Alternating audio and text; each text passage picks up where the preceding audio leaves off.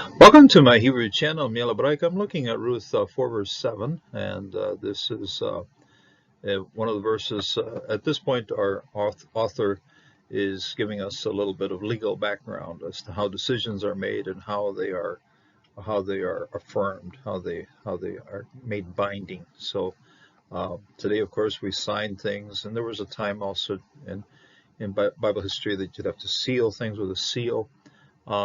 But here we see the exchange of a shoe, and that's pretty interesting. It's based on what we find in Deuteronomy, that when a woman who is supposed to have uh, uh, been married to the brother to raise family, when the brother refuses to do this, she can haul the man off to the city gates and yank off his shoes and spit in his face, and pretty dramatic. Here we just see the other Goel handing over his shoe. So that settled the contract. That's what made that was like the man's signature on what was happening.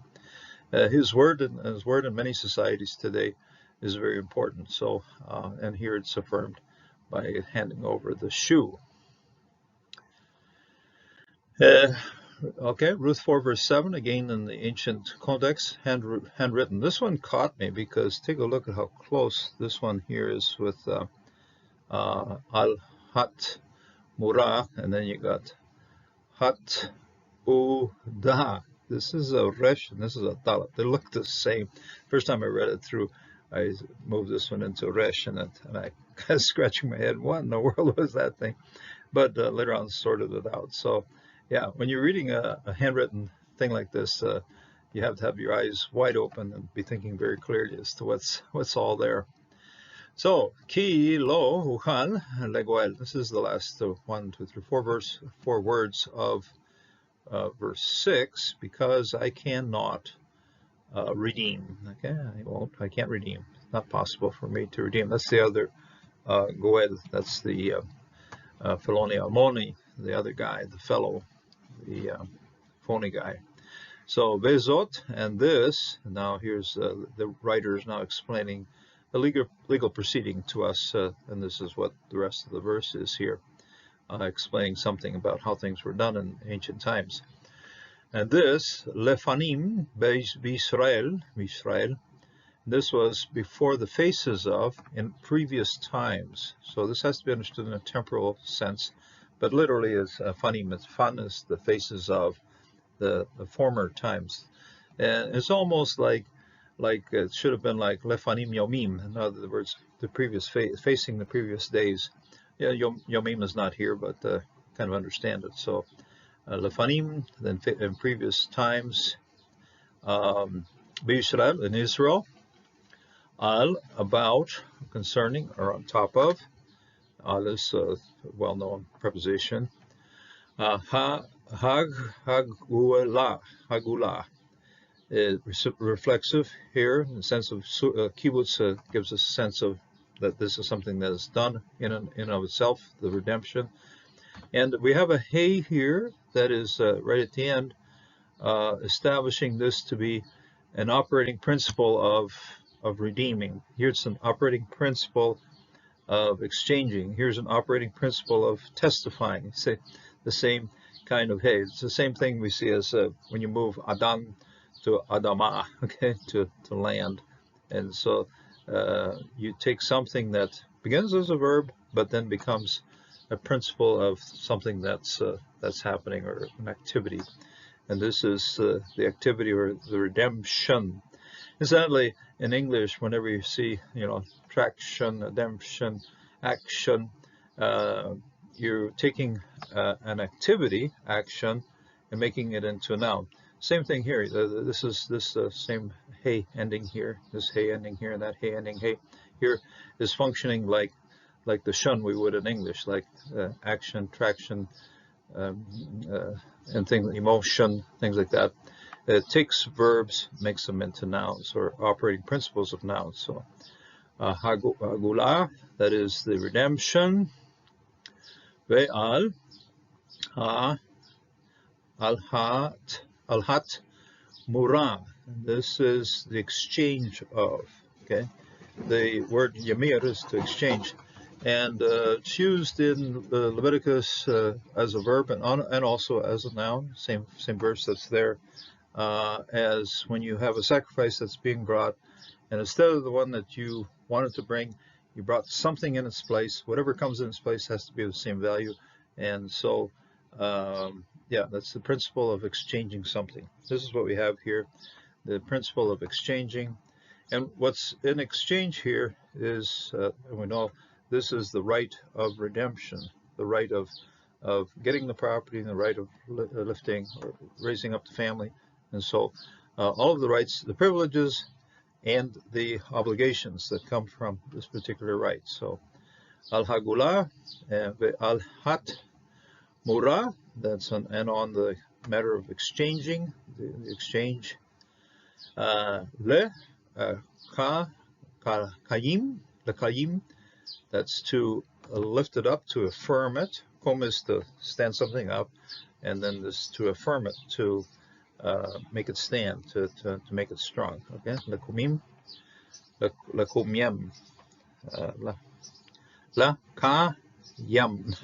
To this I was using as here. It should be aesthetic, and aesthetic, yeah, makes it a pl infinitive. So it's going to be infinitive because when you have a lamed in front of a noun, you have to affirm, to strengthen, or to set up, to put in place. Kol, all, kamas hatuv again, closed syllable, no accent, and so kamas is going to be pronounced as no.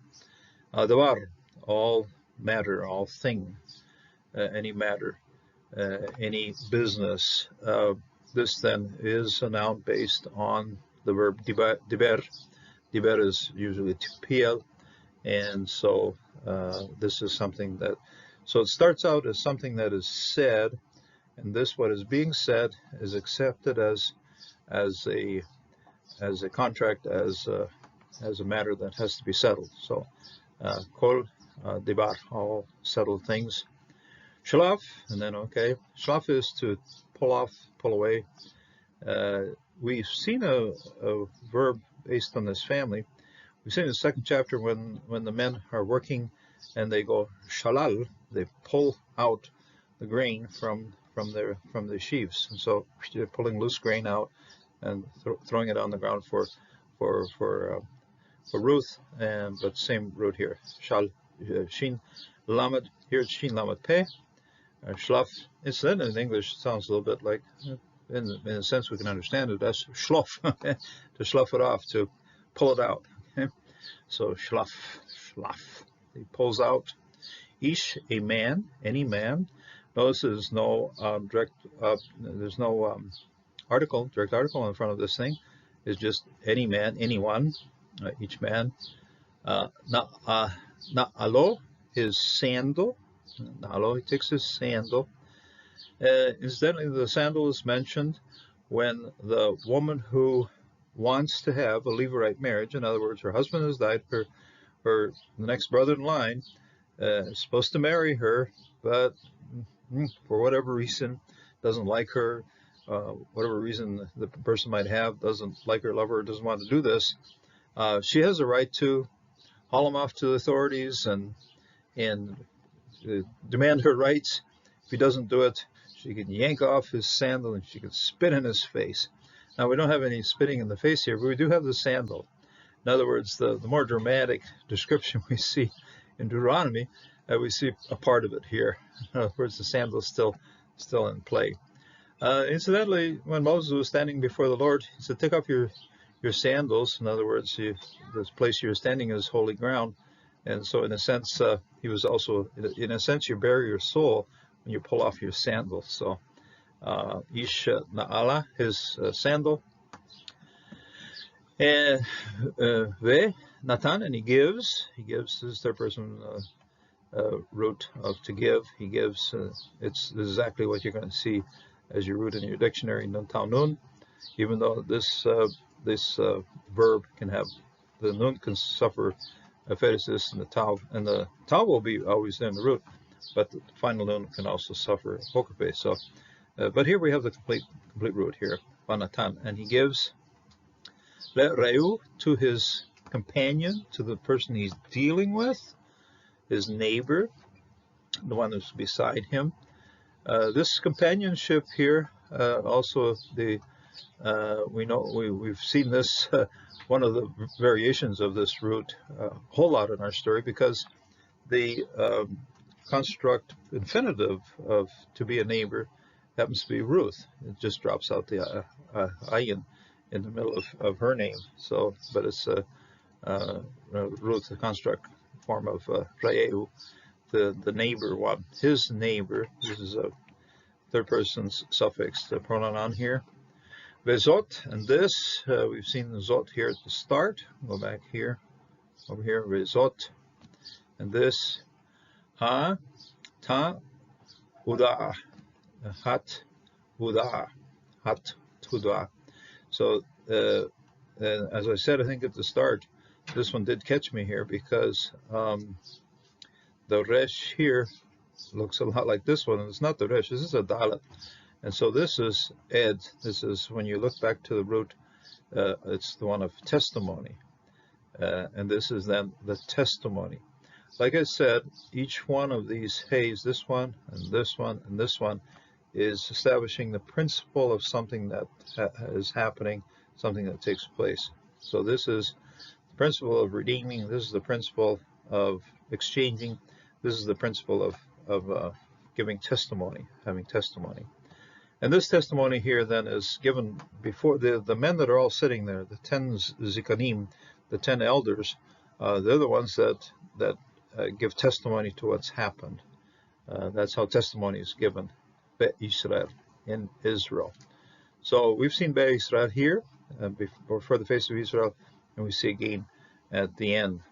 Now here we have the end of verse 7, and it's a siluk, and no sof pasuk.